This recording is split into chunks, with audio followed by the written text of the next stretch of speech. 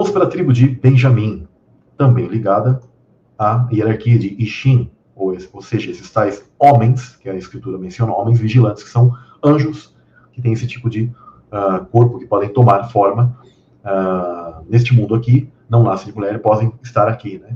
Só que, claro, você como um Ishim, como um vigilante, e você que está no estado de falha, passando pela prova, né, da vida, destituído da glória de Deus, você sim, nasceu de mulher e você está aqui, mas você está aqui para poder o quê?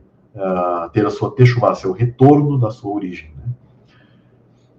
Também é a pedra ônix, tá? Ligada a José, Efraim e Manassés. O nome Benjamim significa filho da felicidade. Também é entendido como filho da mão direita, ou bem-amado. Em Gênesis 49, 27 diz: Benjamim é o lobo que despedaça, pela manhã devorará a presa, e à tarde repartirá o despojo.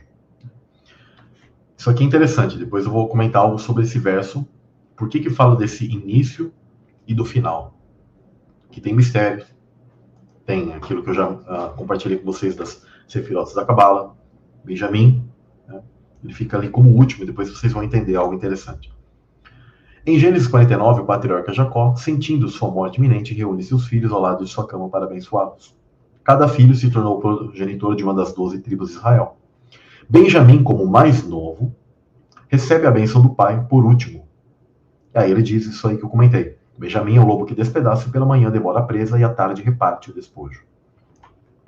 A natureza guerreira dessa pequena tribo de Benjamim tornou-se bem conhecida, conforme exibida em seus espadachins, seus guerreiros. Isso está em Juízes 20, do 15 ao 16, 1 Crônicas, do 8 ao 40, 12 ao 2, 2 Crônicas, do 14 ao 8 e 17, versículo 17. E em sua ímpia defesa de sua extrema maldade em Gibeá, aqui já tem um outro oposto, tá? Em Juízes 19 e Juízes 19 e 20, tá? A bênção de Benjamim tem 3 partes. Ao compará-la a um lobo, sua bênção tem 2 períodos de tempo, manhã, né, e noite. Tem 2 ações, devorar e dividir. Os 2 resultados, presa e saque. Isso estabelece uma espécie de dualidade de experiência de antes e depois, para Benjamim e sua prole. Tá? As escrituras mostram que pelo menos 4 grandes personagens vieram da tribo de Benjamim. Apesar de ser a menor das 12 tribos, ou seja, uma hierarquia celestial que, lembra que, pessoal, que eu comento que a ordem dos filhos de Jacó, de nascimento, significa a ordem que essas hierarquias celestiais foram surgindo no mundo celestial. Né? Então, Benjamim foi, digamos, a última hierarquia que surgiu, posterior à existência das outras. Tá? Mas olha que interessante os tipos de personagens que ela possui.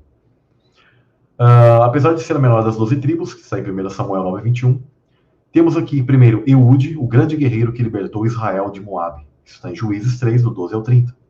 Mais tarde temos Saul, olha que interessante, se torna o primeiro rei de Israel. 1 Samuel 9, do 15 ao 27.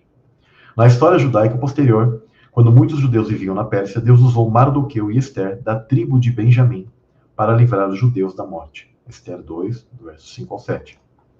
Finalmente, no Novo Testamento, temos o famoso apóstolo Paulo, afirma que também veio da tribo de Benjamim. Tá? Que aí ele diz o seguinte: pergunto, pois, terá Deus, porventura, rejeitado o seu povo? De modo nenhum, porque eu também sou israelita, da descendência de Abraão, da tribo de Benjamim. Isso está em Romanos 11, 1. Paulo repete essa declaração em Filipenses 3, do 4 ao 5. No entanto, a tribo de Benjamim tinha o seu lado negro.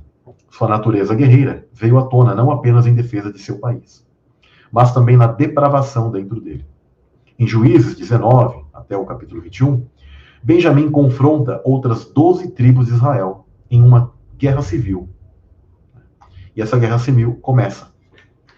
Este período tinha fama de cada um fazer o que parecia bem aos seus olhos. Isso está em Juízes 21 ao 25. O que levou à guerra civil foi o horrível abuso e morte da concubina, não identificada, de um levita. Juízes 19, do verso 10 ao 28. E as 11 tribos se voltaram contra a tribo de Benjamim e quase a exterminaram devido à sua recusa de entregar os culpados. Juízes 21 e do 21 ao 25. É do Juízes do 20 verso 1, e no 21, verso 25. Tá?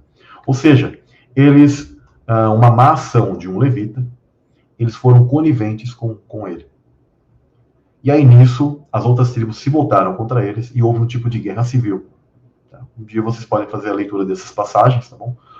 E houve, quando você compreende isso no mundo espiritual, significa que essa tribo, ela foi conivente com falhas, com seres da tribo de Levi, da hierarquia, que está ligada aos sacerdotes, e as outras tribos acabaram o quê? Se ofendendo com isso e se levantaram contra ela. E quase a eliminaram completamente. Isso é interessante quando você começa a entender o porquê que a Escritura ela deixou todos esses casos sendo narrados para nós. Benjamim tem grandes verdades para nos ensinar. Tá? Primeiro que Deus não vê como os homens, porque Deus olha o coração. Deus viu um guerreiro dentro de Benjamim. Por fora, outros o viam como filho mais novo e sua tribo como a menor. Mas Deus viu algo a mais. Um homem que devoraria e dividiria, ou seja, seria capaz de consumir, teria muito poder naquilo que fosse exercer, e depois dividiria ainda com outros. A segunda lição para nós que nós temos é que temos dois Sauls, porque Paulo era o nome de Saul, né? Depois ele muda para Paulo, que significa para pequeno, como algo de humilhação. Tá? Isso é interessante. Mas temos dois Sauls que vieram da tribo de Benjamim. O rei Saul, de natureza pecaminosa e sua guerra contra Deus, que inclusive tipifica a queda de Satanás, em oposto ao rei Davi. Isso é interessante, né? E Saulo, que depois Paulo, né, cuja natureza também foi mudada por Deus, sendo um assassino, se transformou no apóstolo do perdão, o apóstolo da graça. Paulo é o exemplo de que Deus faz por aqueles algo milagroso, aqueles que vêm a Cristo pela fé. Então é interessante, né? Temos dois Sauls, né? Dois exemplos. E você vê um tipo de violência nessa tribo, né? Uma tribo forte na parte guerreira, só que uns foram para o mal e outros para o bem. Então a gente consegue ver esse tipo de dualidade. Né? Benjamim é mencionada como a última da lista dos 144 mil, mostrando que vocês, benjamitas, estarão até o final, na época da tribulação na terra, dando testemunho de Cristo no tempo final. Isso é interessante, porque vocês se lembram que a ordem que é dada ali das tribos significa a ordem que Jesus ele vai tirando as tribos deste mundo, e Benjamim é o último. Por isso que tem esse versículo enigmático e profundo, ou glória, né? Benjamim é o lobo que despedaça. Pela manhã devorará a presa, e à tarde repartirá o despojo. Esse à tarde, na noite, ao fim do dia. Ao fim do dia, você repartirá o despojo. Ou seja, vocês estarão até o fim batalhando. Deus vai permitir que vocês fiquem aqui. Tá? Se, digamos, vocês e nós aqui somos essa geração da qual Cristo virá para nos buscar. Vale lembrar que eu já coloquei aqui no canal, pessoal, não é aquele negócio que todo mundo some de uma vez. Mas, como colheita. Lembra? A Escritura dá o código, colheita. Colheita significa que vai sendo levado aos poucos. Então, os seres que são de certas tribos, eles vão sendo levados, cada um tipo de ordem específica. Todos vão ser levados por Cristo, mas um tipo de ordem, dentro de um período de meses finais, daquilo que é a grande tribulação. Tá? Onde esses darão um testemunho final de Deus. Alguns até falam que são 144 mil, mas eu compreendo que não são só 144 mil, são aqueles que são dessa tribo, que Deus ele vai tomando essas pessoas. É interessante que nos tempos que nós temos tido, e a Escritura falou que nós teríamos sonhos e visões, né? Muitas pessoas têm tido sonho com o arrebatamento, só que o sonho do arrebatamento dessas pessoas não é como os caras apregoam nas igrejas, que todo mundo some de uma vez. Mas elas falam que começam a ver anjos e as pessoas sendo levadas pouco a pouco, umas numa região, outras numa parte, ou seja, em tempos diferentes. Oh, glória! Isso é interessante. É Deus mostrando que é como ela sempre falou, como colheita.